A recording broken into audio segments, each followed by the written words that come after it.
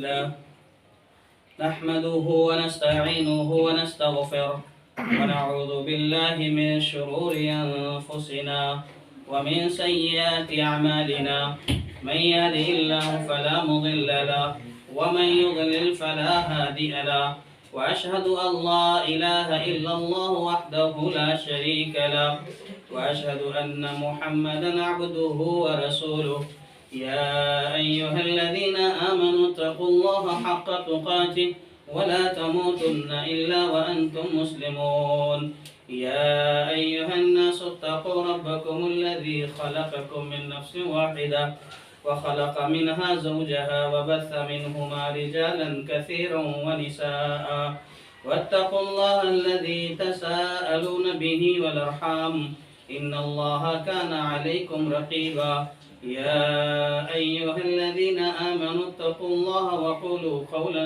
سديدا يصلح لكم أعمالكم ويغفر لكم ذنوبكم ومن يطع الله ورسوله فقد فاز فوزا عظيما أما بعد فإن خير الحديث كتاب الله وخير الهدي هدي محمد صلى الله عليه وسلم وشر الأمور محدثاتها وكل محدثة بدعة وكل بدعة ضلالة وكل ضلالة في النار.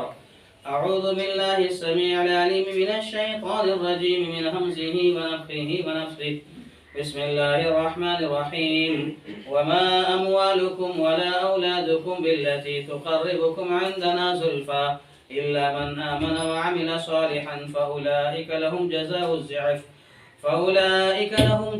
الضعف بما عملوا وهم في الغرفات آمنون. برادران اسلام، محترم دوستوں اور ساتھیوں، ساری تعریفیں، حمد و ثنا، عظمت و بڑائی کی بڑائی اس اللہ رب العالمین کے لیے ہے جو ہم سب کا خالق ہے، مالک ہے، رازق ہے، مدبر ہے، ساری کائنات کا تنہا اکیلا نظام چلانے والا ہے۔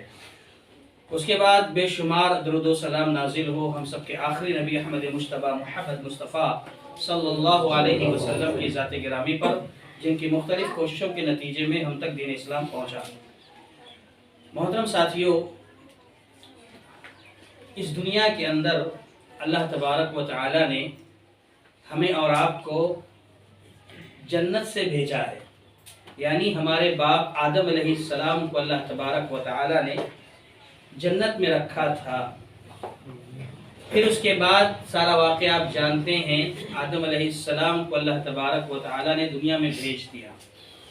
تو گویا بالفاظ دیگر ہم یہ کہہ سکتے ہیں کہ ہم جنت سے آئے ہیں، ہماری اصل جنت ہے، لیکن ہمارے والد، ہمارے باپ آدم علیہ السلام سے ایک لغزش ہوئی جس کی وجہ سے دنیا میں آنا پڑا۔ اب یہاں سے، اس دنیا سے دوبارہ جنت حاصل کرنے کے لیے آپ کو محنت کرنی پڑے گی، ہمیں جد و جہد کرنی پڑے گی۔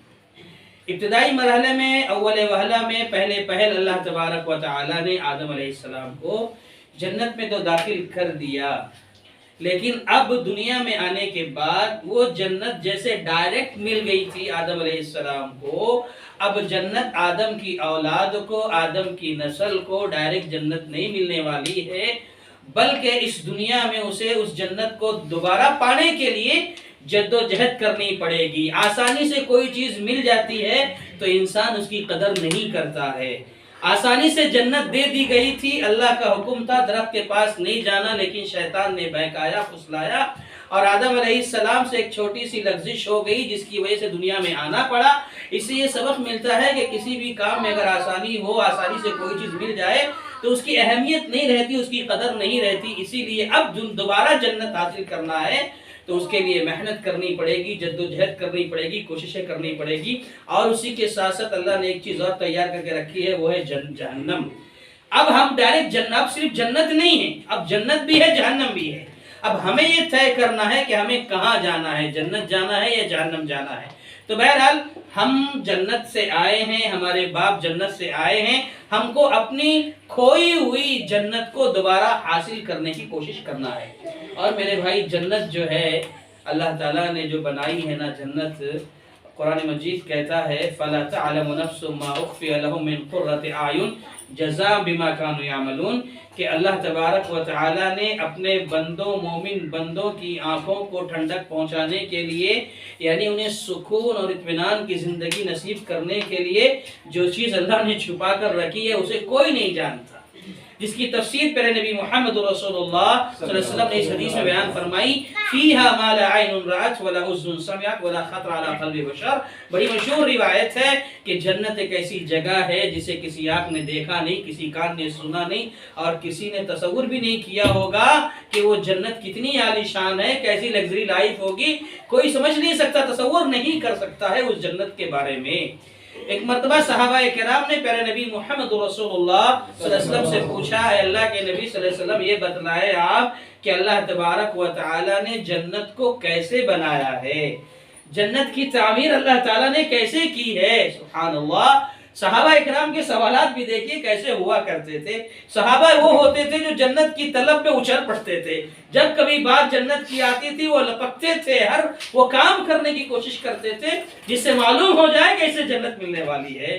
یہ صحابہ کا انداز تھا، اور ان کے سوالات بھی کچھ اسی انداز کے ہوا کرتے تھے۔ جنت کا شوق، جنت کی تڑپ، جنت حاصل کرنے کی تمنا یہ صحابہ میں رچی اور بسی ہوئی تھی۔ اسی لیے اللہ کے نبی صلی اللہ علیہ وسلم سے پوچھ پڑے، اللہ کے نبی یہ بتلائیں آپ کہ اللہ نے جنت کو کیسے بنایا ہے، جنت کن چیزوں سے بنائی گئی ہے۔ سبحان اللہ، پیارے نبی صلی اللہ علیہ وسلم بیان فرماتے ہیں، اے میرے صحابہ سنو، جو جنت اللہ نے بنائی ہے نا اس میں جو اینٹیں ہیں کیسی ہیں، لبنۃ من فضۃ ولبنۃ من ذهب۔ جنت میں کو بنانے کے لیے جو اینٹیں استعمال کی گئی ہیں، اور وہ دنیا کا تصور مت رکھو، دنیا کی اینٹیں، وہ اینٹیں ایسی ہیں جس کے بارے میں کوئی سوچ نہیں سکتا، تصور نہیں کر سکتا، اور وہاں پر بھی اللہ کہہ رہا ہے کہ ایک اینٹ سونے کی ہے تو دوسری اینٹ چاندی کی ہے، لبنۃ من فضۃ ولبنۃ من ذهب۔ اینٹیں جو استعمال اللہ نے کی ہیں جنت کو بنانے میں، ایک اینٹ سونے کی دوسری اینٹ چاندی کی، وملاتها المسك الاصفر، اور اس میں جو سیمنٹ استعمال کیے گئے ہیں وہ کستوری کے ہیں، جو دنیا کا سب سے قیمتی خوشبودار، جو ہرن کے ناف سے نکلنے والا خوشبو ہوتا ہے، جو دنیا میں سب سے قیمتی سمجھا جاتا ہے، وہ کستوری، وہ بھی جنت کا، دنیا کا نہیں، اس کا کستوری جیسے خوشبو دینے والا سیمنٹ ہے، ملاتها المسك الاصفر۔ اس کے بعد کہا وحسباؤها اللؤلؤ والياقوت، اور اس میں جو سنگریزے، پتھر، کنکریاں، ریتیاں استعمال اللہ نے جو کی ہیں نا وہ کیسی ہیں، لال و موتی یاقوت کی ہیں، جو بڑے قیمتی پتھر دنیا میں جو تصور کیے جاتے ہیں نا اللہ نے اس سے تشبیہ دی ہے، ویسے پتھر وہ بھی جنت کے، دنیا کے نہیں، ان پتھروں سے، ان کنکریوں سے، ان ریتیوں سے اللہ نے جنت بنائی ہے۔ سبحان اللہ، سونے کی اینٹ، چاندی کی اینٹ، کستوری کی خوشبو والا سیمنٹ، اور ریتی، کنکر، پتھر، لال و موتی یاقوت کے، وتربتها الزعفران، مٹی بھی استعمال ہوتی ہے نا تعمیر میں، تو کہا اس کی مٹی زعفران کی ہے۔ سبحان اللہ، یہ عالی شان جنت اللہ تبارک و تعالی نے بنائی ہے میرے بھائیوں۔ اس جنت کو حاصل کرنے کے لیے ہر مسلمان تڑپتا ہے، اچھلتا ہے، مچلتا ہے، بے چین رہتا ہے، پریشان رہتا ہے، اور صحابہ کی تمنا یہی ہوتی تھی کہ وہ عالی شان جنت ہمیں نصیب ہو جائے۔ اللہ ہم سب کو بھی جنت الفردوس میں اللہ مقام عطا فرمائے۔ یہ عالی شان جنت اللہ تعالی نے میرے بھائیوں بنائی ہے۔ میرے بھائیوں، آج میں آپ کے سامنے بتانا یہ چاہتا ہوں کہ جنت تو ہے ہی ہے، لیکن جنت میں خصوصیت کے ساتھ اللہ تبارک و تعالی نے قصور بنائے ہیں، محل تعمیر کیے ہیں، گھر بنائے ہیں، محلات، بالا خانے بنائے ہیں۔ تو بڑی سعادت کی بات ہوگی اس شخص کے لیے جو جنت کا گھر حاصل کر لے، جنت کا محل حاصل کر لے۔ دنیا کے اندر آدمی دیکھو گھر بنانے کے لیے، ایک گھر تعمیر کرنے کے لیے کتنی محنتیں کرتا ہے، جدوجہد کرتا ہے، کوششیں کرتا ہے کہ نہیں کرتا ہے۔ بسا اوقات تو آدمی حلال و حرام کی بھی تمیز نہیں کرتا۔ گھر بنانے کے لیے، عالی شان گھر بنانے کے لیے آدمی کتنی محنتیں کرتا ہے، تک و دو کرتا ہے، پیسے خرچ کرتا ہے، خون پسینہ بہاتا ہے گھر بنانے کے لیے۔ گھر جیسی نعمت، گھر کتنی بڑی نعمت ہوتی ہے، اس کا اندازہ ان لوگوں سے جا کے پوچھنا جو آسمان کی چھت تلے زندگی گزارنے پر مجبور ہیں، جن کے پاس سائبان نہیں، جن کے پاس رہنے کے لیے گھر نہیں، ان سے پوچھو گھر کتنی بڑی دولت ہوتی ہے، کتنی بڑی نعمت ہوتی ہے۔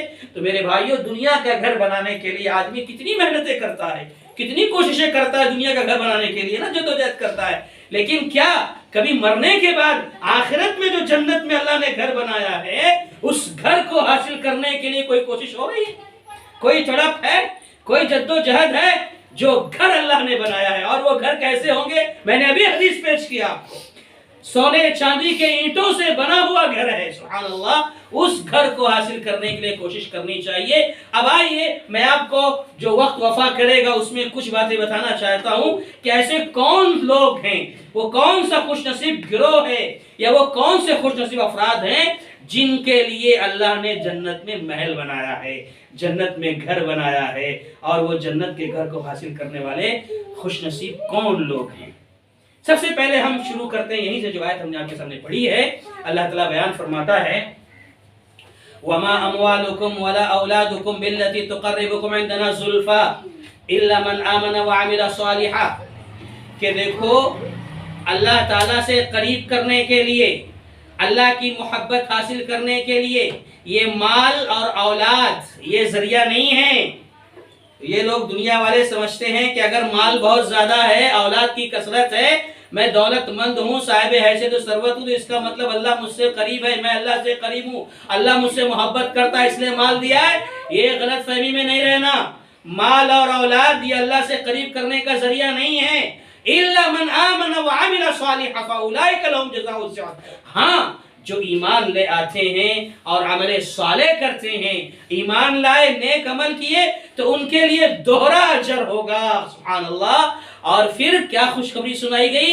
وَهُمْ فِي الْغُرُفَاتِ آمِنُونَ، اور یہ وہ لوگ ہوں گے جو جنت کے بالا خانوں میں امن و امان کے ساتھ رہیں گے، بے خوف رہیں گے۔ کیوں بے خوف رہیں گے؟ اس لیے کہ یہ جنت کا جو گھر ہوگا نا، یہ ابدی ہوگا، ہمیشہ رہے گا۔ دنیا کے گھر میں ڈر لگا رہتا ہے، کب چھین جائے گا، وفات ہو جائے گی، دنیا کا گھر ختم ہو جائے گا، ڈر لگا رہتا ہے۔ دنیا کا گھر ہمیشہ کا گھر نہیں ہے، لیکن جنت کا جو گھر ہے وہ ہمیشہ رہنے والا ہے۔ اسی لیے کہا آمینون، امن و امان کے ساتھ بے خوف ہو کر جنت کے گھر میں زندگی گزاریں گے، سبحان اللہ۔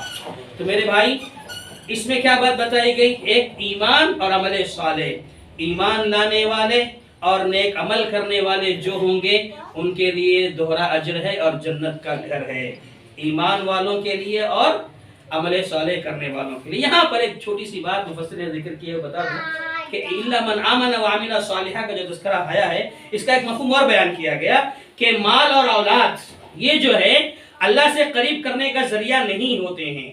ذریعہ کیا چیز ہے اللہ سے قریب کرنے کا؟ ایمان اور عمل صالح ہے، ایمان اور نیک عمل ہے۔ بعض مفسرین نے یہ نکتہ بھی بیان کیا ہے کہ اس کا دوسرا مطلب یہ ہے کہ اگر آپ ایمان لا چکے ہیں، عمل صالح کر رہے ہیں، تب آپ کا مال یہ ذریعہ بنے گا آپ کے لیے۔ کس چیز کے لیے ذریعہ بنے گا؟ درجات میں بلندی کے لیے، جنت حاصل کرنے کے لیے، اللہ کے تقرب کے لیے ذریعہ بنے گا یہ مال بھی تمہارا۔ اگر تم ایمان والے ہو، عمل صالح کرنے والے ہو، تو یہ مال تم اللہ کے راستے میں خرچ کرو گے، اولاد اللہ نے دی ہے، اولاد کی اسلامی تربیت کرو گے، صحیح نظام دو گے، اسلام کے مطابق ان کی زندگی ڈھالنے کی کوشش کرو گے، تو یہ مال اور اولاد تمہارے لیے پھر ایمان اور عمل صالح کے بعد اللہ سے قریب ہونے کا ذریعہ بنیں گے، اللہ سے تقرب کا ذریعہ بنیں گے۔ تو بہرحال ایمان اور عمل صالح یہ دو ایسی بنیاد ہیں جس کی وجہ سے اللہ تعالیٰ جنت کا محل بنایا ہے، وہ آپ کا انتظار کر رہا ہے۔ اللہ ہم سب کو توفیق عمل دے۔ تو پہلی چیز، بنیادی چیز ایمان ہے اور عمل صالح ہے۔ تو میرے بھائیوں، اپنے ایمان کی حفاظت کر لینا، اپنے اسلام کی حفاظت کرنا اور عمل کی حفاظت کرنا، کیونکہ اس وقت ہم جن حالات سے گزر رہے ہیں، شیطان جانتے ہیں نا آپ، دائیں سے بائیں سے آگے سے پیچھے سے شیطان آ کر کے ہمیں بہکاتا ہے، پھسلاتا ہے، ورغلاتا ہے اور ہمارے ایمان کا سودا کرنا چاہتا ہے، ہمیں اعمال سے دور کرنا چاہتا ہے۔ لہذا ہمیں شیطان کا مقابلہ کرنا ہے اور اپنے ایمان کی حفاظت کرتے ہوئے عمل صالح کو انجام دینا ہے۔ یہ ایک گروہ ہے جو ایمان اور عمل صالح کرنے والا ہوگا۔ اس کے بعد آئیے ایک لمبی فہرست ہے کہ کون کون سے کام ہیں اعمال میں، کون کون سے کردار ہیں جس کے کرنے سے اللہ تعالیٰ جنت میں گھر عطا کرتا ہے۔ سب سے ایک گروہ تو ہو گیا، اس کے بعد ایک گروہ جو ہے وہ کون سا ہے جانتے ہیں؟ بڑی مشہور حدیث ہے، بڑی مشہور روایت ہے، آپ بارہا سنتے رہتے ہیں اور آپ اس وقت آپ لوگ اس کو خود بیان بھی کرتے ہیں جگہ جگہ۔ پیارے نبی محمد رسول اللہ صلی اللہ علیہ وسلم نے بیان فرمایا، من بنا للہ مسجدن یبتغی بہ وجہ اللہ بنى اللہ لہ بیتا فی الجنہ، کہ جو کوئی شخص اللہ کا گھر بناتا ہے، مسجد تعمیر کرتا ہے، اور کس لیے؟ اللہ کو راضی کرنے کے لیے، اللہ کو خوش کرنے کے لیے، اس لیے مسجد تعمیر نہیں کرتا، اس لیے اللہ کا گھر نہیں بناتا کہ میری واہ واہ ہو، میری شہرت ہو، ناموری ہو، مجھے کہا جائے کہ ہاں میں نے کیا، میرا نام ہو، اس لیے نہیں بناتا اللہ کا گھر۔ یبتغی بہ وجہ اللہ، اللہ کی رضا کے لیے بناتا ہے، اللہ کی خوشنودی کے لیے بناتا ہے، اللہ کو راضی کرنے کے لیے گھر بناتا ہے، تو کہا بنى اللہ لہ بیتا فی الجنہ، اس کے لیے جنت میں گھر ہے۔ اب یہاں پر کچھ لوگ یہ سوچیں گے کہ جو صاحب حیثیت ہیں، مال والے ہیں، دولت والے ہیں، وہی لوگ جنت میں گھر بنا سکتے ہیں اپنا، کیونکہ وہی لوگ دنیا میں ایک مسجد بنائیں گے اور انہی کے حصے میں جنت کا گھر آئے گا۔ ہم تو غریب لوگ ہیں، ہم تو ماہانہ 15,000 10,000 20,000 کمانے والے لوگ، ہم کہاں سے مسجد کی تعمیر کر سکتے ہیں؟ ہم کیسے مسجد کی تعمیر میں حصہ لے سکتے ہیں؟ تو پیارے نبی محمد رسول اللہ صلی اللہ علیہ وسلم نے بیان فرمایا اور ایسے لوگوں کے لیے بھی راستہ کھول دیا۔ کتنی پیاری حدیث ہے، آپ فرماتے ہیں من بنا للہ مسجدا کمفحص قطعۃ او اصغر بنی لہ بیتا فی الجنہ، کہ جو کوئی شخص گھر بناتا ہے اللہ تعالیٰ کی مسجد تعمیر کرتا ہے، کتنی مقدار میں؟ کمفحص قطعۃ، پرندے کے گھونسلے کے برابر۔ ایک کبوتر جو ہوتا ہے نا، چڑیا کا گھونسلہ کتنا بڑا ہوتا ہے؟ کہا کہ اس گھونسلے کے برابر، اس کے رہنے کی جو جگہ ہے اس کے برابر بھی اگر کوئی شخص او اصغر، یا اتنی بھی طاقت نہیں ہے چڑیا کے گھونسلے کے برابر، اس سے بھی کم، اب اس سے بھی کم کتنا بھی کر لو آپ، 10 روپے 20 روپے 100 روپے 500 روپے، جتنی آپ کے پاس اللہ نے آپ کو طاقت دی ہے اتنا آپ اللہ کا گھر بنانے کے لیے خرچ کرتے ہو، سبحان اللہ، اس کے لیے جنت میں وہ گھر ہے۔ کیا بات ہے، کتنی بڑی سعادت کی بات ہے، کتنی عظیم بات ہے۔ پیارے نبی محمد رسول اللہ صلی اللہ علیہ وسلم نے صرف مالداروں کے لیے راستہ نہیں کھولا ہے، آپ کچھ بھی دے سکتے ہیں اللہ کے گھر کے لیے، سبحان اللہ، کتنی بڑی سعادت۔ تو جنت کا گھر آپ کے لیے ہے۔ تو پہلا تو ہم نے ذکر کیا ایمان عمل صالح، اس کے بعد یہاں پر دیکھیے ایمان کے بعد جو ہے، جو شخص دنیا میں اللہ کا گھر بناتا ہے، مسجد کی تعمیر کرتا ہے، اس کے لیے جنت کا گھر ہے۔ اب آئیے اور آگے بڑھتے ہیں، یہ ساری باتیں تو آپ جانتے ہیں، ایک اور حدیث ہم آپ کے سامنے پیش کر رہے ہیں، اور اگر آپ مسجد تعمیر نہیں کر پاتے ہیں، ایسے مواقع فراہم نہیں ہو پا رہے ہیں، تو اور بھی راستے آپ کے پاس ہیں، آپ جنت کا محل حاصل کر سکتے ہیں، آپ جنت کا گھر حاصل کر سکتے ہیں۔ کیسے؟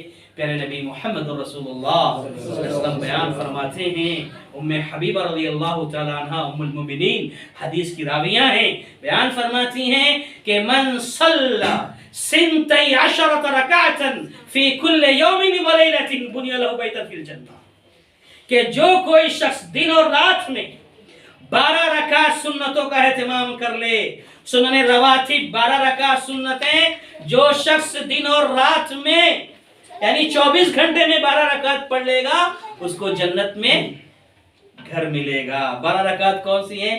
فجر کی جو فرض نماز ہم پڑھتے ہیں اس سے پہلے 2 رکعت، ظہر کی فرض نماز سے پہلے 4، بعد میں 2، پھر اس کے بعد مغرب کے بعد 2، عشاء کے بعد 2۔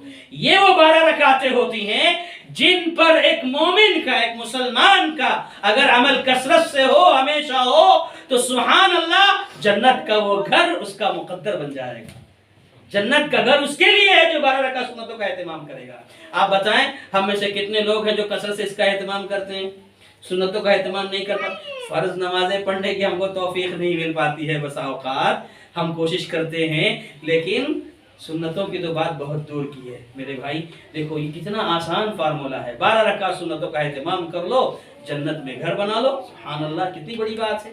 اور آگے چلتے ہیں، ایک اور حدیث ہے، پیارے نبی محمد رسول اللہ صلی اللہ علیہ وسلم بیان فرماتے ہیں، اذا مات ولد العبد، اذا مات ولد العبد، جب کسی شخص کے بچے کی وفات ہو جاتی ہے، کسی کے گھر میں بڑی مدتوں کے بعد، آرزوؤں تمناؤں کے بعد لڑکے کی پیدائش ہوئی، لڑکا پیدا ہوا لیکن وہ وفات پا گیا، لڑکے کی وفات ہو گئی، پھر اس کے بعد کیا ہوتا ہے؟ اللہ تعالیٰ فرشتوں سے سوال کرتا ہے، فقال اللہ عز وجل لملائکتہ، اللہ فرشتوں سے پوچھتا ہے، جو فرشتے روح قبض کر کے آئے ہیں نا بچے کی، ان سے پوچھتا ہے، هل قبضتم ولد عبدی هل قبضتم ثمرۃ فؤادہ، اے میرے فرشتوں کیا تم نے میرے فلاں بندے کے بچے کی روح کو قبض کر لیا ہے؟ فیقولون نعم، وہ کہتے ہیں ہاں اللہ ہم نے کر لیا ہے۔ پھر اللہ پوچھتا ہے هل قبضتم ثمرۃ فؤادہ، کیا الفاظ استعمال کیا، دیکھو کیا تم نے میرے بندے کے جگر کے ٹکڑے کی روح کو قبض کر لیا ہے؟ جگر کا ٹکڑا تھا، جگر کے ٹکڑے کی روح کو قبض کر لیا ہے؟ کہا ہاں۔ فرشتے کہتے ہیں ہاں اللہ ہم نے روح قبض کر لی ہے۔ حالانکہ سب اللہ کا حکم ہے، اللہ تب جانتا ہے، لیکن پھر بھی دیکھو سبحان اللہ، اللہ کا انداز یہ ہے۔ اللہ پوچھے گا هل قبضتم ثمرۃ فؤادہ فیقولون نعم، اس کے بعد دیکھیں کیا ہوتا ہے، اللہ پوچھے گا فرشتوں سے اچھا ہے میرے فرشتوں بتاؤ، جب اس بندے پر، میرے اس بندے اور بندی پر، ماں باپ پر اتنی بڑی آفت آئی، اتنی بڑی مصیبت آئی کہ ایک معصوم سا بچہ جو اس کی زندگی میں کھلونے کا سامان تھا، ہم نے اس کے کھلونے کو چھین لیا، ایسی مصیبت پر ماذا عمل عبدی او ماذا قال عبدی، میرے بندے نے کیا کیا، میرے بندے نے کیا کہا؟ فرشتے جواب دیتے ہوئے کہتے ہیں اے اللہ حمیدک واسترجع، اس بڑی مصیبت پر تیرے بندے نے تیری حمد و ثنا بیان کی اور ان للہ و انا الیہ راجعون پڑھ لیا۔ اللہ اتنا خوش ہوتا ہے، اللہ اتنا خوش ہوتا ہے کہ فرشتوں سے کہتا ہے میرے فرشتوں ابنوا لعبدی بیتا فی الجنہ، میرے اس بندے کے لیے جنت میں محل بناؤ، میرے اس بندے کے لیے جنت میں گھر بناؤ، وسموہ بیت الحمد، اور اس کا نام بیت الحمد رکھو۔ یہ ہے اس شخص کا صلہ جس کے گھر میں کسی معصوم بچے کی وفات ہو جاتی ہے اور ماں باپ صبر کر لے جاتے ہیں، برداشت کر لے جاتے ہیں، اللہ کی تعریف کرتے ہیں، اللہ تیری امانت تھی، تو نے دیا تھا، تو نے لے لیا، ہمارا اس میں کچھ نہیں ہے، ہم راضی ہیں تیرے ہر فیصلے پر۔ یہ بندہ اگر کہہ دیتا ہے سبحان اللہ، تو جنت میں خصوصی طور پر اس کے لیے گھر بنایا جاتا ہے اور کہا جاتا ہے اس کا نام ہے بیت الحمد۔ ایک اور حدیث، ابھی وہ حدیث میں دیکھ رہا تھا، منبر پر چڑھنے سے پہلے تھوڑا سا شک ہوا تھا کہ وہ حدیث صحیح ہے کہ نہیں، تو شیخ البانی رحمہ اللہ نے اس کو صحیح قرار دیا، صحیح الجامع کی روایت ہے، شیخ البانی نے صحیح حسن قرار دیا ہے اس کو۔ کیا روایت ہے جانتے ہیں آپ، پڑھے ہوں گے آپ نے، پیارے نبی محمد رسول اللہ صلی اللہ علیہ وسلم من قرأ قل هو اللہ احد، سبحان اللہ، قل هو اللہ احد سب کو یاد ہوگی، کتنی بڑی بات ہے، دیکھو من قرأ قل هو اللہ احد 10 مرات حتی یختمها، جو شخص قل هو اللہ احد سورہ اخلاص مکمل پڑھ لے، مکمل پڑھ لے 10 مرتبے، کتنے مرتبے؟ 10 مرتبے جو سورہ اخلاص پڑھ لے گا، بن اللہ لہ قصرا فی الجنہ، اللہ اس کے لیے جنت میں محل بنائے گا۔ اللہ اکبر۔ اب یہ بات جب صحابہ نے سنی، جانتے ہیں آپ کے ذہن میں کوئی سوال آیا کہ نہیں آیا؟ سوال آ گیا وہاں صحابہ کے پاس، اور کون سوال کر رہے ہیں؟ عمر فاروق رضی اللہ تعالیٰ۔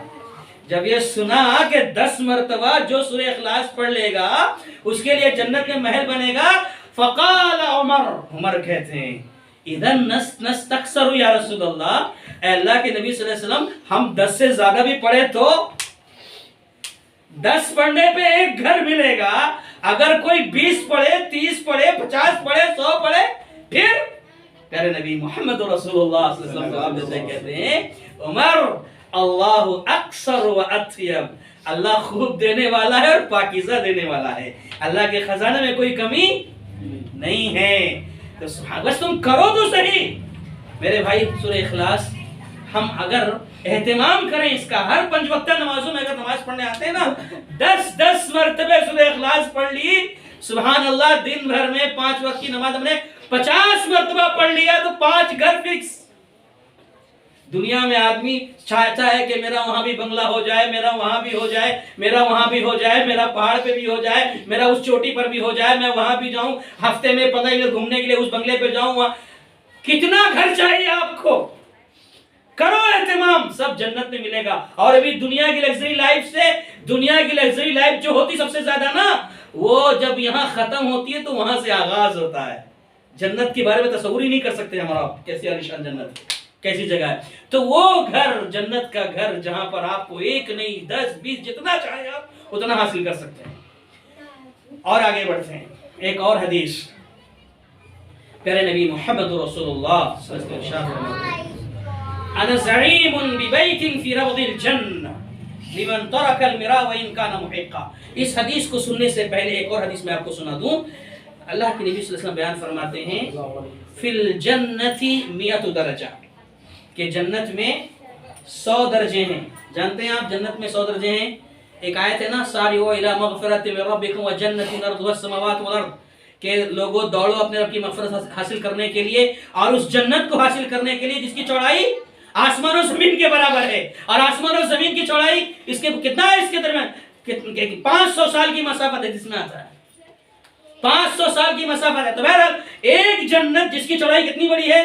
आसमान और जमीन के बराबर है एक जन्नत। वह जन्नतिन कहा है यहाँ आयत में, जन्नत नहीं कहा, वाहिद का सेगा इस्तेमाल हुआ। एक जन्नत जिसकी चौड़ाई आसमान और जमीन के बराबर है। और बाज आयत में जन्नतिन तजरी कहा गया है। आप सोचें, कहें, गौर करें, फिल जन्नति मियतु दरजा, के जन्नत में 100 दर्जे हैं। व कुल्लु मा बैन दरजतैन कमा बैन अस्समाई वल अर्ज़, सुभान अल्लाह। और जन्नत की जो 100 दर्जे हैं ना, तो हर 2 दर्जों के दरमियान कितना फासला है? फासला उतना ही है जितना आसमान और जमीन के दरमियान फासला है। फिर आगे प्यारे नबी सल्लल्लाहु अलैहि वसल्लम बयान फरमाते हैं, वल फिरदौस आला दरजा, फिरदौस जन्नत का सबसे ऊंचा, सबसे आला दर्जा है। फइज़ा सअलतुमुल्लाह फस्अलुहुल फिरदौस, जब तुम अल्लाह से मांगो तो फिरदौस मांगो। उसी हदीस में दरमियान में ये भी आता है कि इसी फिरदौस से 4 नहरें जारी होती हैं। फिरदौस से नहरें जारी होती हैं जो सारी जन्नतों की तरफ जाती हैं। सुभान अल्लाह, यानी चश्मा यही है फिरदौस के पास। अल्लाह अकबर। इसलिए तुम अल्लाह से मांगो तो क्या मांगो? फिरदौस मांगो। अल्लाह हम सबको फिरदौस नसीब फरमा, अल्लाह हम सबको जन्नतुल फिरदौस में जगह नसीब फरमा, अल्लाह हम सबको फिरदौस अता फरमा। तो ये जन्नत में 100 दर्जे हैं ना, तो कई लेवल है दर्जे के, 1 से 100 तक, आला, अदना व औसत सब है। अब आइए हम इस हदीस की तरफ आते हैं जिसमें प्यारे नबी मोहम्मद रसूलुल्लाह सल्लल्लाहु अलैहि वसल्लम ने बयान फरमाया।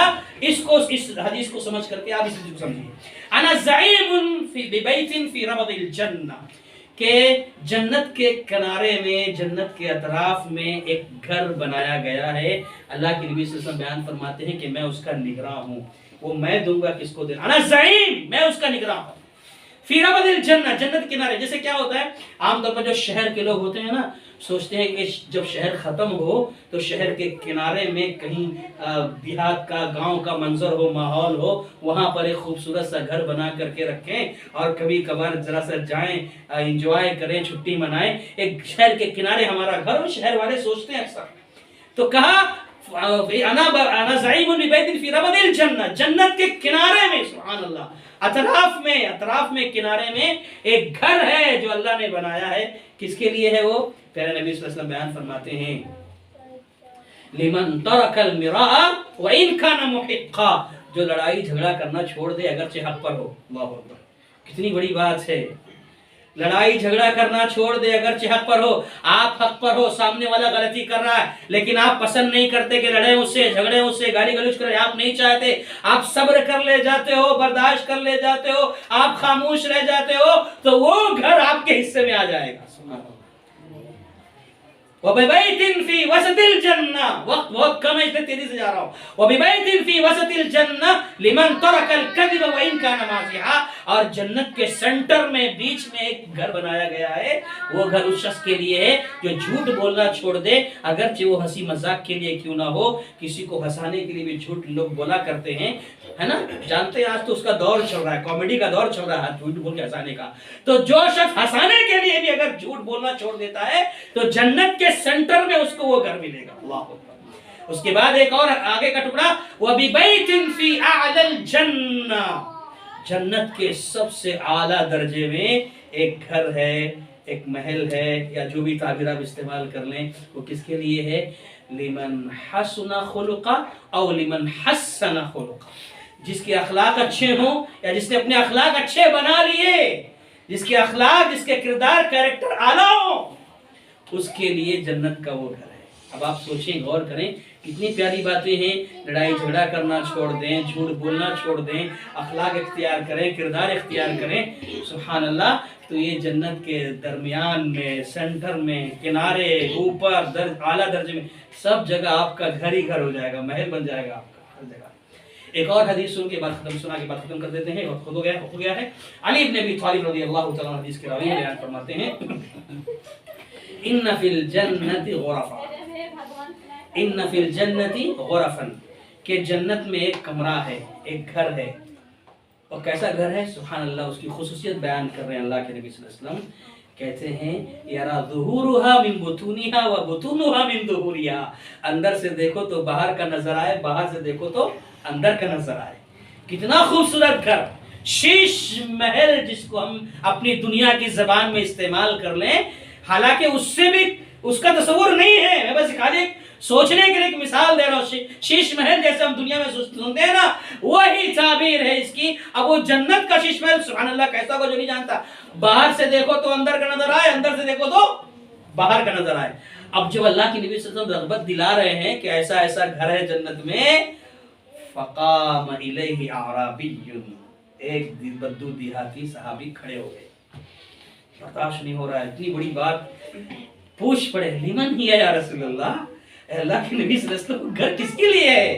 اتنا عالی شان گھر کس کے حصے میں آئے گا؟ پیارے نبی صلی اللہ علیہ وسلم نے 4 باتیں بتائی. کہا سب سے پہلے من اطاب الکلام، جس کی بات اچھی ہو، جو اپنی زبان سے جملہ نکالے تو اچھا جملہ نکالے، اچھی بات کرے، کسی کو تکلیف پہنچانے والی، تکلیف دینے والی باتیں نہ کرے، میٹھی بات کرے، اچھی بات کرے. یعنی قرآن کی کوئی آیت کسی کو سنا دے، نبی صلی اللہ علیہ وسلم کا کوئی فرمان کسی کو سنا دے، اس سے اچھی بات کس کی ہو سکتی ہے؟ اور سب سے اچھی بات کیا ہے؟ لا الہ الا اللہ، افضل قول لا الہ الا اللہ. کسی کو لا الہ الا اللہ کی تلقین کر دو، کسی کو اسلام کی دعوت دے دو، کسی کو اللہ کا پیغام سنا دو، کوئی لا الہ الا اللہ کا اقرار کر لے، اس سے بڑی چیز کیا ہو سکتی ہے؟ من اطاب الکلام.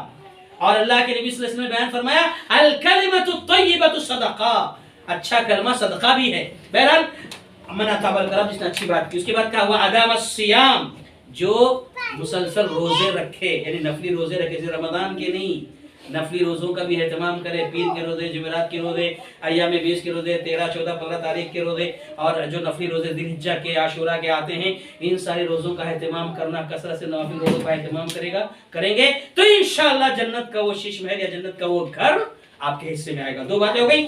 تیسری بات کہا وَأَطْعَمَ الطَّعَامَ، جو مہمان نوازی کرے، کھانا کھلائے، اس کے لیے بھی تفصیل کا موقع نہیں ہے، کھانا کھلائے، مہمان نوازی کرے. وَصَلَّ بِاللَّيْلِ، اور رات میں قیام اللیل کرے، تہجد کی نماز پڑھے، اس کو وہ گھر ملے گا.